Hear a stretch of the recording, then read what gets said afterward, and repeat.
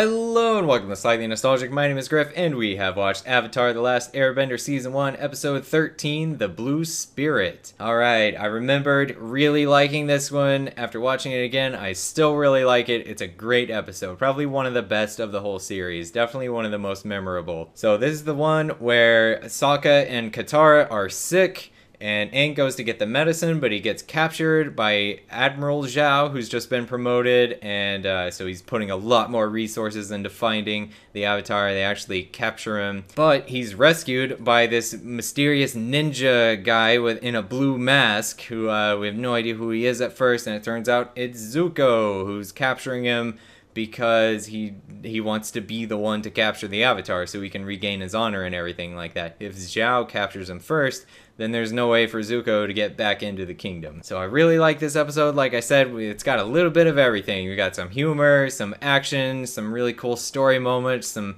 serious moments. It's all really good. For the humor, it's mostly Sokka and Katara like they're descending into madness basically as their fever gets worse and they get sicker and sicker. We don't really know exactly what's wrong with them. They got sick during the storm.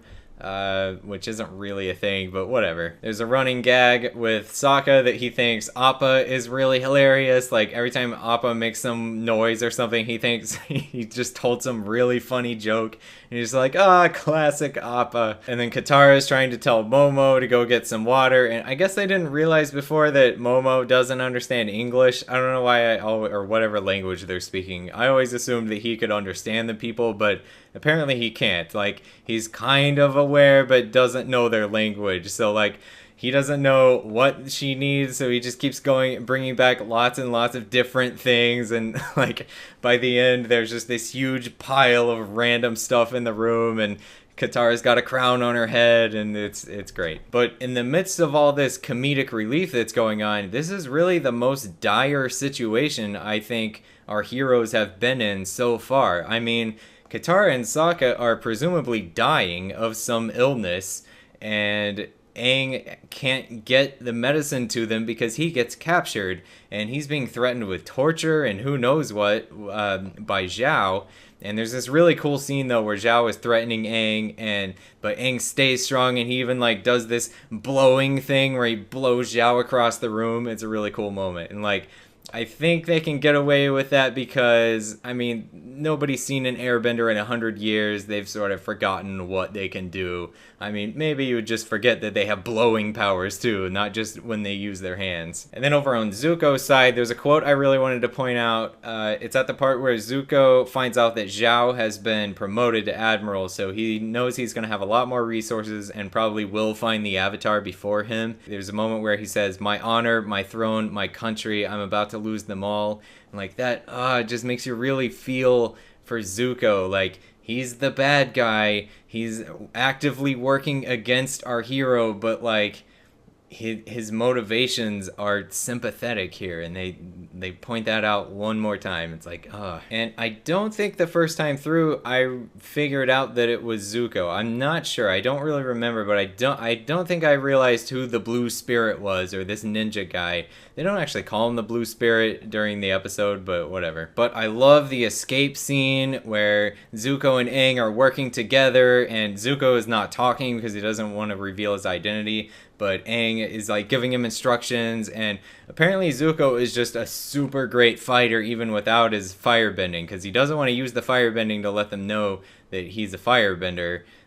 So he's just using his swords, but apparently he's really good at swording too. Sword fighting probably is how normal people say that. And there's a moment at the end that is really interesting where Aang has to decide whether he's gonna leave Zuko to be captured by the Fire Nation or save him, because he knows, I think he knows that Zuko was just rescuing him for selfish reasons, although I'm not really sure how much Aang and them know what's going on with Zuko. So he might not. He might actually think that Zuko has had a change of heart or something and was trying to free him for real and just let him go. I don't know. But then there's a really great moment when Zuko's waking up and Aang is like, in a different situation, I wonder if we could have been friends.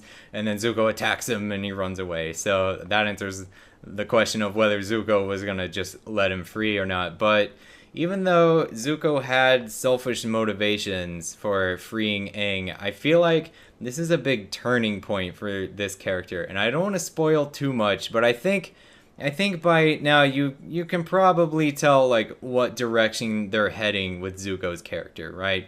So I think this is a really important moment where like they show at the end where he's in bed and he turns over and he looks at the fire emblem on his wall, and it's like he's kind of considering his loyalty to the whole Fire Nation and their whole mission, like people like Commander Zhao and his father. And there's no dialogue or anything. We don't know for sure what's going on. It's just they're hinting at things with Zuko, and I like it a lot. But that's all I've got for this episode. Be sure and watch the next one, which is The Fortune Teller. I don't remember anything about that one, so who knows? Thanks so much for watching. I'll see you next time. Okay, bye.